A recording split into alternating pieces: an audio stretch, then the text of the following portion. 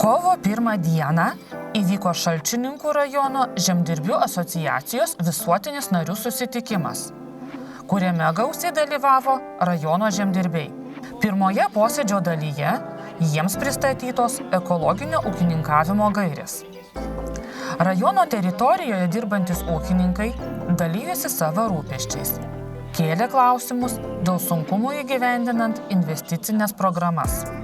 Svarbi susitikimo dalis – naujo Šalčininkų rajono žemdirbių asociacijos pirmininko ir naujos tarybos rinkimai.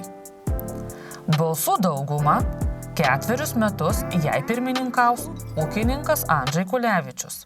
Aš tikiuosi iš naujo pirmininko labai daug, kadangi aš pažįstu daug metų, tai labai aktyvus, protingas žmogus, kuris aš galvoju, kad tikrai suaktyvins žemdirbių asociacijos veiklą.